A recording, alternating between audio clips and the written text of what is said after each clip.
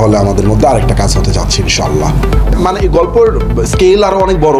আর শাকিব ভাইকে আসলে যেইভাবে চিন্তা করতেছি, বরবাতের পর বিশাল সুখবর দিলেন ছবিটির নির্মাতা মেহেদী হাসান হৃদয়। 2026 সালে নাকি এর চেয়েও বিশাল বাজেটের বড় ধামাকা সিনেমা আসতে আছে।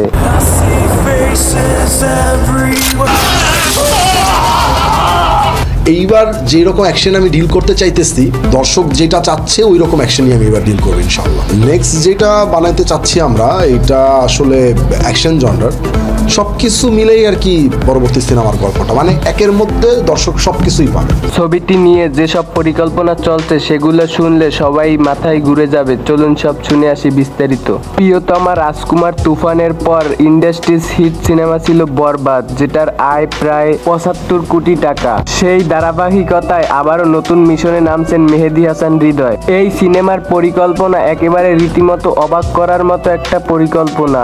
শোনা গেছে বিদেশি কোন সংস্থা নাকি এই সিনেমাটি পরিবেশন করবেন। আর এই সিনেমাটির বাজেট 50 কোটি টাকা, যেটা কিনা বাংলা ইন্ডাস্ট্রিজে এখন পর্যন্ত কেউ করতে পারেনি। নবনির্মাতা মেহেদী হাসান হৃদয় যা দেখিয়েছেন, পূর্বে আরো পরিচালক ছিল কিন্তু তারা কখনোই এগুলো দেখাতে পারেনি। নতুন এই সিনেমাটির নাম কি হবে এখনো পর্যন্ত জানা যায়নি, তবে কিছুদিনের ভিতরেই শোনা যাবে নতুন এই সিনেমাটির নাম কি হবে। আর এই সিনেমাটিতে কে কে অভিনয় করবে তাও এখনো পর্যন্ত জানা যায়নি। জানতে হলে চ্যানেলটা সাবস্ক্রাইব করে পাশেই থাকুন। আর ভিডিওটা কেমন লাগলে অবশ্যই কমেন্ট বক্সে জানান। ধন্যবাদ সবাইকে।